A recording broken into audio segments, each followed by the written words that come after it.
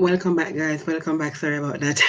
Today's going to be a playlist day. I'm going to have to make a playlist out of the program today because of the feed. You see what happens, right, with our internet access, and it's just not me, as you have heard over the weeks and the months that I've been doing this program, and you've seen it out for yourself that we have serious issues with our internet in Jamaica, right? And so, no matter what it is, and no matter what you have, then there's always going to be issues with the internet until they do something about it, guys. Until we have a regulation, we have a regulatory body that is in place, the OUR. That is what the office is there for, utilities regulation. However, you see, unless someone in higher authority gives an order, nothing gets done. The other day, the Minister Favour Williams gave an order for JPS to be audited, and they jump on it. Yeah, so I don't know because I don't see anything happening from the Minister of Education, Carl Simoda's side. I'm going to get to that story too, by the way, in a second, guys, with regard to him being appointed Education Minister. But I don't see where he has been effective in getting the OUR to actually do something about the phone companies, right? The internet companies, Digicel and Flow, because we do need some competition, or we need something to be done, because it's just terrible, really. This the feed, we can't be having the feed fall like this all the time consistently as a new norm. It can't be a norm, right? Absolutely not. Yeah, but I thank you. Thank you for sticking around and waiting for the program to proceed. So let me proceed with the program, right? I was actually wrapping up the story from the US ambassador, Donald Tapia, in terms of what he was saying about Black Lives Matter, right? So I'm not exactly sure how much you heard, but I'm going to continue from where I was quoting him, where he was saying that the only way we are going to solve the problem that we have is that we have to keep the momentum going. It's got to be embedded into the neighborhoods and our children equality and the right of people to live their lives equally among whites, blacks. And he said, etc. I was correcting him to say he should have said et al., right? We're talking about people, not things. Yeah.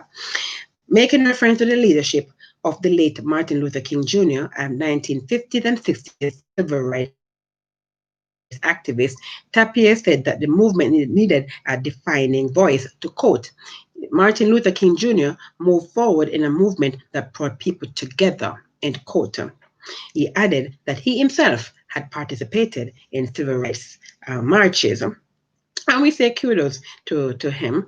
Yeah. It might be a day late and a dollar short, but better late than never in terms of the current Black Lives Matter movement, right? And he was chided for saying all lives matters, but he apologized because he realized how insensitive it was. Because even though we do know that all lives matters, but they did not want to take away and detract from the actual movement of the Black Lives Matter movement. Yeah, absolutely. So to continue with the news, guys, the attorneys for the convicted police officer Jeffrey Peart and his sister Roxanne have raised 12 grounds of appeal in the matter now being heard in the Court of Appeals via Zoom. In December 2014, the siblings were sentenced in the Montego Bay Circuit Court to life in prison for the 2012 murder of 48-year-old taxi operator Delroy Frame. Jeffrey Peart, who at the time was 26 years old, will be eligible for parole after 35 years, while his sister, who was 24 years old at the time, will have to serve 16 years before she becomes eligible. They are both challenging DNA and ballistic evidence as well as call data records. The attorneys also have issues with the direction of the trial judge to the jury. Frame's headless body was found in St. Anne about a month after he filed a corruption charge against Constable Peart. The taxi operator told the anti-corruption branch that the ex-cop tried to solicit $30,000 from him following a traffic crash involving their cars. A sting operation was subsequently set up where Peart was seen collecting a balance of $20,000 from the deceased. In April 2012, the cop was arrested and later suspended from the JCF. Jamaica Constabulary Force.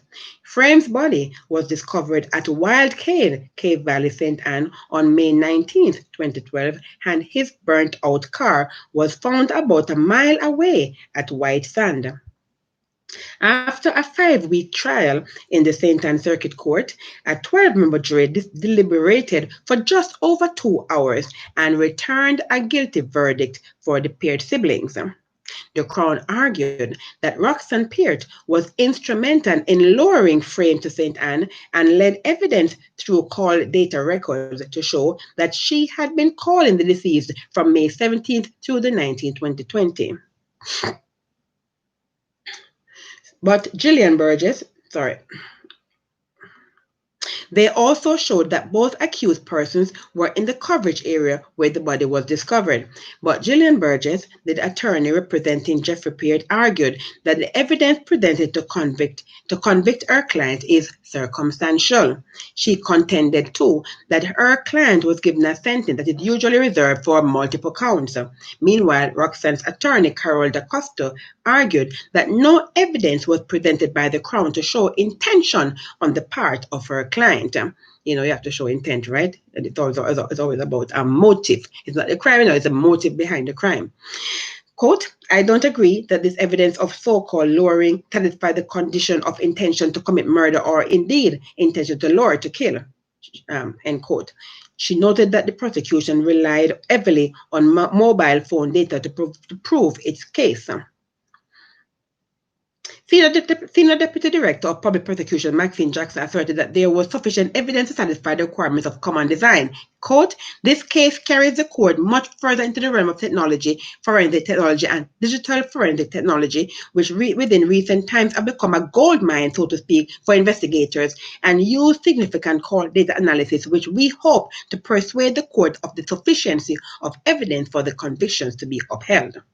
Crown Counsel Alexia MacDonald said there was also independent evidence from a witness placing the ex-cop in the area where the victim was killed. Okay. I am not really going to do much commenting on that story, guys. That is a case that occurred a while back, not that long ago, but long enough. And you can form your own conclusions to that, right? Continuing, because I want to get to this story. Yeah. So according to Prime Minister, the Honorable Andrew Holness, the Honorable Mike Henry has been appointed Minister of Labour and Social Security. He takes up his appointment today, Thursday, June 18th, 2020. Minister Henry was previously Minister without portfolio in the office of the Prime Minister.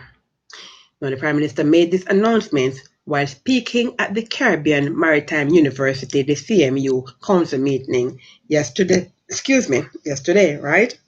At that meeting, the Prime Minister also said, the Honorable Carl Samuda has been elevated to the Minister of Education, Youth and Information portfolio. Previously, Honorable Carl Samuda served as Minister without portfolio with oversight of that portfolio, referring to the Ministry of Education.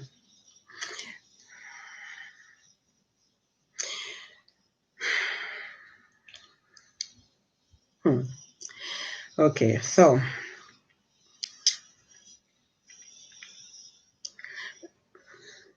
let me give you some more information before I give my 2 cents, guys. Okay, so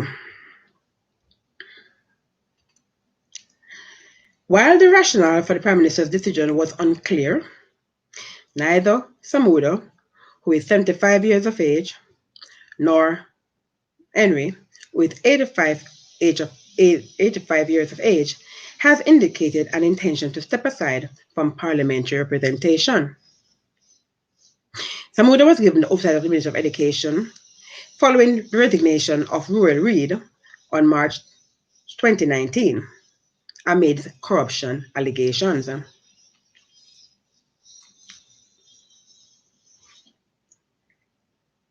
Excuse me. Opposition spokesperson on education, Peter Ponting, and Jamaica Teachers Association, JTA President Owen Speed, both welcomed the appointment of the minister, referring to Minister Karl Samuda. Quote, the unorthodox night watchman arrangement for the last year and a half was really quite unsatisfactory, Bunting told the Gleaner. He further stated, it was unfair to the stakeholders in the strategically important education sector and uncharitable of the Prime Minister to place Minister Samuda in such an awkward position in the evening of his ministerial career. End quote.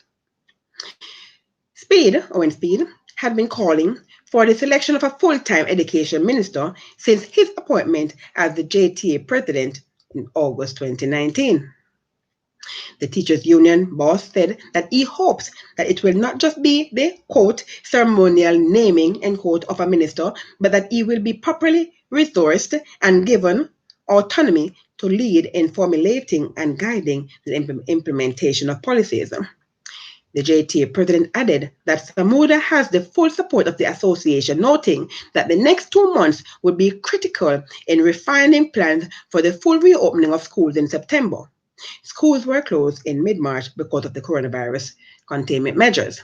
Quote, we are willing to work along with him and his team to ensure that the future of Jamaica, our children, are well taken care of, end quote. Mike Henry's appointment to the Labour and Social Security portfolio, which takes effect today, replaces the Honourable Shahini Robinson, who lost her battle with cancer on May 29th. Vice President of the Jamaica Confederation of Trade Unions, the JCTU, Granville Valentine, congratulated Henry on his appointment, but admitted that he was caught off guard. Quote, I think the entire trade union movement will be surprised at this announcement. It must be disappointing for the State Minister, Xavier Main, who has worked tremendously well with the unions and for some time was in charge of the ministry by virtue of the illness of Minister Robinson. Valentine said that the ministry was a key organ of the state that should be handled with care. Quote, we have established an excellent relationship with the state minister. We had a wonderful relationship with the former minister, and we believe that for continuity, it would have gone that way. But that's the call of the prime minister, and he knows best what he's looking for, end quote.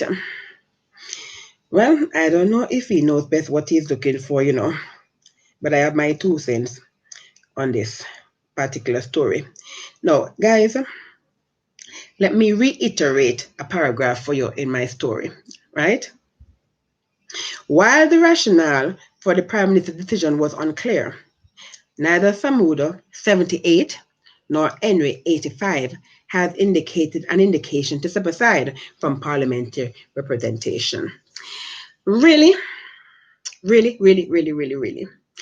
At 78 years of age and 85 years of age, you have no intention of stepping aside from parliamentary representation?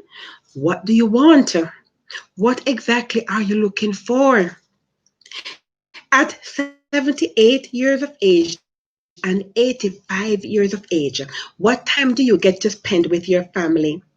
And please don't tell me that you spend time with your family, because I understand the rigorousness that parliamentarians go through. Common sense tell you don't have to want to just at any point in time, guys, at any point in time, at any given day, at any given week, just take a look, right? They have to go to parliament, they got to go to meeting, given day, at any given week, just take a look, right? They have to go to parliament, they got to go to meetings. You see them in press briefings, you see them cutting ribbons, you see them breaking ground, right? They're doing so much. So at what point do they get with their family? So they reach home by 10, 11 o'clock at night, maybe midnight, and they're back up at 3, 4 o'clock in the morning, and they're at it again, right? So at what time do they get to spend with their family? And at this time, so you spent all your youth, because these guys have been in politics for decades, and you spent all your youth and your family were deprived of your presence. Here it is now, it's an opportunity for you to have your grandchildren and your great grandchildren on your laps, right? And imparting wisdom unto them, because the older ones must teach the younger ones. Yeah. And instead of doing that, you are saying that you have no intention of walking away from parliamentary representation. Really? Come on, Mike Henry. You are 85 years of portfolio in the office of Redot, actually a portfolio. What are you doing? I don't understand. So you were there and you were doing nothing, in my opinion. Here it is. No, you are given a position, and the position that you're given is the Ministry of Labor and Social Security. And as the question was rightly asked, what happened to the younger person who was already there doing the job for Minister Shahini when she was out? Because she was out for the past 2 years, because, well, not exactly for all of 2 years. She was battling cancer for the 2 years. She was not out for all of that time, I understand. But she has been out for a while, right? And in her absence, we had, what's her name again? Xavier Main, who was actually acting as, right? Why is it that that position was not given to the person? Why it was given to Mike Henry? I don't understand that. That makes no sense to me. I do not get that. I don't care how qualified he was for the job. I don't care how much you think that he knows it inside out. If you know it that well, then you should be a shadow minister. Well, not a shadow minister because it's in the opposition, but you understand what I mean. You should be, advising. You should be an advisor or a consultant too. Then that position where you can advise the younger person as to extent why Minister Councilman was given the position. Because to be honest with you, apart from one and two minor missteps on his part, he was quite competent, in my opinion, in performing the duty of an education minister while he was there, without actually, just having oversight for the position, without being actually appointed to the position. Yeah. And I understand that he did after Rural Read, the story, Rural Read and CMU and all that, and craziness. And it casting too much, being too critical of him, because I think that, right? But the gentleman is 78 years of age. Parliament, and then you have persons in Parliament way doing, don't it? I mean, seriously speaking, there's no accountability. There's nobody to say, you can't do it. It is wrong. It is morally wrong. It is socially wrong. It is physically wrong, because you say that persons over 65 must stay home. Can your yard? Or what you say? That was, it was even a pun. It became a pun. It became, on social media, a moniker. It became all manner of things. It has become a part of pop culture now. Can your yard? You see, you make a big thing out of it. And here it is, you have a 78-year-old and an 80 Ministry of Labor and Social Security, and the other Ministry of Education, Youth and Information.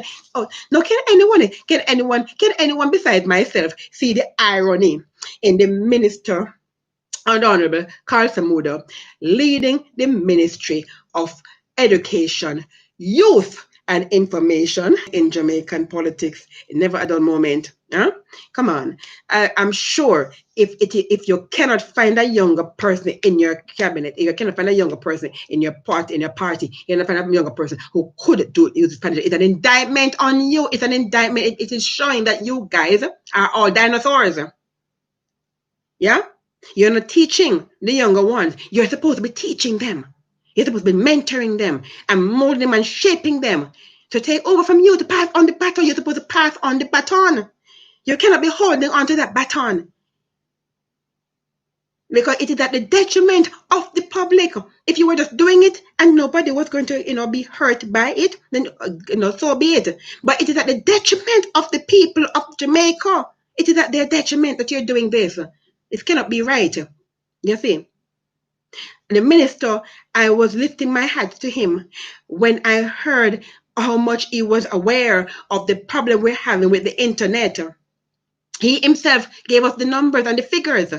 of 74% of the users of internet service in this country have either unstable or no stable internet or no internet service at all. You understand? Only 26% have stable internet in this country. Yeah? Opening up her mouth to say that she got an electricity bill from the JPS, the Jamaica Public Service, for 1,000% increase within 72 hours. The OUR, the Office of Utilities Regulations,